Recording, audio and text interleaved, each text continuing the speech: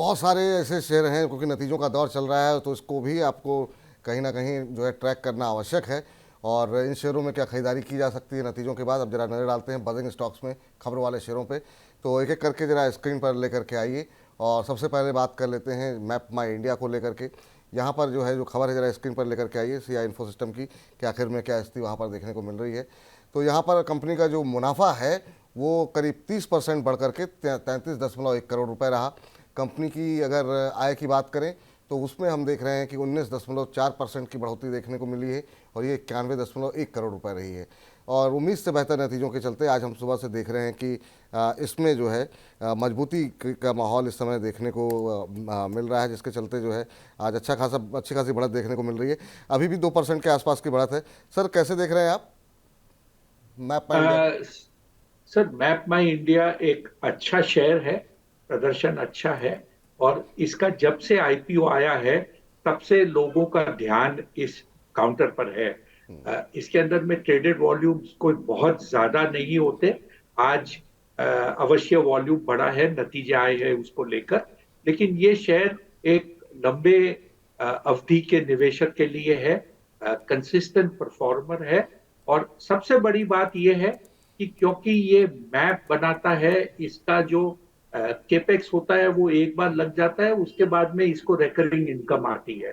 तो लाइब्रेरी जो बनती है या जो एसेट बनता है वो कंटिन्यूअसली इनकम देता रहता है। मॉडल अच्छा है, कंपनी अच्छी है। और जो सेकेंड जनरेशन जो काम देख रहा है, अगर मेरी याददाश्त सही है तो शायद रोहन इसका काम देखता है। कंपनी अच्छी है, निवेशित रहना चाहिए। निवेशित रहना चाहिए। चलिए अगली कंपनी लेकर के आते हैं, टाटा कंज्यूमर। यहाँ पर भी रिजल्ट्स निकल करके आए हैं और अच्छे नतीजों के चलते आज जो है थोड़ी बढ़त देखने को मिल रही थी शेयर में सुबह के समय। दूसरी तिमाही मुनाफे में हमने देखा कि 3% की बढ़ोतरी देखने को मिली और 338 करोड़ रुपए रहा है। ये बाजार की उम्मीदों से बेहतर नतीजे हैं, क्योंकि ज़्यादातर एफएमसीजी कंपनियों में इस बार दबाव देखने की उम्मीद की जाती थी। ऐसे में 3% की का प्रॉफिट जो है दर्ज किया है टाटा कंज्यूमर ने। आय में 11% की बढ़ोतरी रही है और ये 3,734 करोड़ रुपए रही है। और इसके अलावा कंपनी ने जो हाल ही में अपने तमाम उत्पादों की, खासतौर से नमक वगैरह की जो कीमतें बढ़ाई हैं, उसके चलते हमने देखा कि ये नतीजे जो है वो थोड़े से बेहतर स्थिति में दिखाई दिए हैं। और इसी के चलते आज टाटा कंज्यूमर के अंदर हम देख रहे हैं 1% के आसपास की मजबूती सुबह से देखने को मिल रही थी। अभी भी 0.25% ऊपर कामकाज करता हुआ। सर आप कैसे देख रहे हैं, क्योंकि अब रूरल डिमांड को लेकर के बहुत सारे कंसर्न आ रहे हैं, खासतौर से इस बार अल नीनो का जो असर रहा, मानसून थोड़ा अनइवन रहा, तो क्या अभी दबाव रहेगा एफएमसीजी कंपनियों पर, टाटा कंज्यूमर पे आपकी राय? विपुल जी, आपने जैसे अभी चार्ट दिखाई, जी। तो चार्ट के अंदर में आप देखें तो इसके अंदर में एक रेगुलर बढ़त पिछले कई महीनों में देखने को मिला है। तो एफएमसीजी की अगर इन जनरल बात करें तो कमोडिटी प्राइसेस को लेकर एक दबाव अवश्य बना है।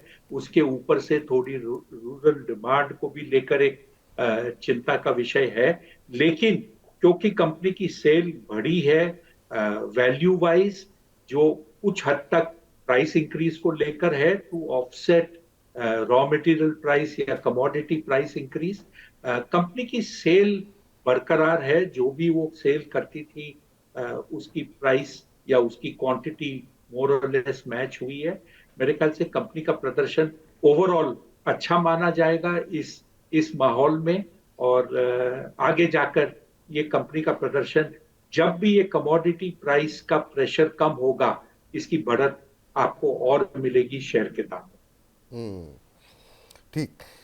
चलिए अब अगली कंपनी लेकर के आते हैं स्क्रीन पर, जहां पर की खबर है बॉम्बे बर्मा को में आज अच्छा मोमेंटम सुबह से बना हुआ है। बॉम्बे बर्मा में आपको बता दें कि यहाँ पर खबर नहीं है, लेकिन तमाम तकनीकी जो विशेषज्ञ हैं उनके रडार पर ये आ गया है। और टेक्निकल चार्ट्स पर जो है शेयर के अंदर एक ब्रेकआउट देखने को मिल रहा है। शेयर ने पिछले एक महीने के अंदर करीब 18% और 6 महीने में 40% से ज़्यादा का रिटर्न दिया है। और आज की बात करें तो आज हम देख रहे हैं कि 6% से ज़्यादा की मजबूती जो है देखने को अभी भी मिल रही है। तो सर शानदार मोमेंटम में है, तमाम टेक्निकल जो एनालिस्ट हैं उनके रडार पर आता हुआ शेयर है। आप कैसे देख रहे हैं सर, अभी यहाँ पर और ज़्यादा अपसाइड दिखाई दे रहा है आपको क्या चार्ट्स पे? तो विपुल जी, आपने दो चीजें जो अहम थी कंपनी के बारे में वो आपने बता दिया कि इसमें टेक्निकल मूवमेंट है, एक ब्रेकआउट दिख रहा है। और मैं निवेशकों को या व्यूअर्स को ये बताना चाहता हूं कि ये नस्ली वाडिया समूह की एक कंपनी है जिसमें कि एसेट्स हैं। इसमें जो मैन्युफैक्चरिंग एक्टिविटी कम है, बट ये जो कोर एसेट्स कहे जाते हैं वैसे हैं। प्लांटेशंस है इसके पास में, तो एक नेचुरल प्रोड्यूस ये कंपनी कमाती है। और काफी पुरानी कंपनी है, मेरे ख्याल से 50-60 साल से ज्यादा पुरानी कंपनी है। और अगर बॉम्बे स्टॉक एक्सचेंज का इतिहास की बात की जाए तो ये शुरू की एक लिस्टेड एंटिटीज में से कंपनी कही जाती थी। निवेशित रहिए, लेकिन अगर कोई इसमें शार्प अपमूव आता है तो उसमें शॉर्ट टर्म प्रॉफिट भी किया जा सकता है, क्योंकि करेक्शन भी ऐसे शेयरों में जल्द आता है। तो कहीं ना कहीं ध्यान में रखिए कि शेयर लगातार बढ़त के बाद में एक आपको करेक्शन दे सकता है, और करेक्शन एक परसेंटेज टर्म में हमेशा आता है। मान लीजिए अगर शेयर 30-40% बढ़ता है तो 12-13%, 14% करेक्ट भी कर सकता है। जी, तो ये जो है आपको ध्यान रखते हुए जो है अपना ट्रेड लेना चाहिए। अब अगली कंपनी लेकर के आते हैं स्क्रीन पर, वो है ईथर इंडस्ट्रीज़। यहाँ पर भी हालांकि अब जो है गिरावट गहरा गई है। जब इस शेयर को हमने सुबह लिया था तो यहाँ पर हम देख रहे थे 2% के आसपास की मजबूती थी और यहाँ पर नतीजे अच्छे थे, इसलिए हमने इसको बजट स्टॉक्स में शामिल किया था। कंपनी का मुनाफा करीब 39% बढ़ करके 37.80 करोड़ रुपए रहा है। इसके अलावा कंपनी की आय, कंपनी के EBITDA की बात करें तो इसमें हमने देखा 41% से ज़्यादा का इजाफा देखने को मिला और 61.16 करोड़ रुपए ये रहा है। और कंपनी की जो आय है उसमें हमने देखा 17% से ज़्यादा की बढ़ोतरी देखने को मिली। लेकिन जैसे अभी हमने बात की L&T को लेकर के, जैसे हमारे दर्शक ने भी एक सवाल पूछा था कि कई बार ऐसा होता है कि नतीजे भले ही बेहतर रहते हों, लेकिन उसके बाद से सेल ऑन न्यूज़ का कॉन्सेप्ट है, लोग अपना मुनाफा बुक करना जो शुरू करते हैं, उसके चलते अब यहाँ पर जो है इंट्राडे लो पे ट्रेड करता हुआ करीब 1.5% के आसपास की अब गिरावट देखने को मिल रही है। आपकी क्या सलाह रहेगी सर ईथर इंडस्ट्रीज?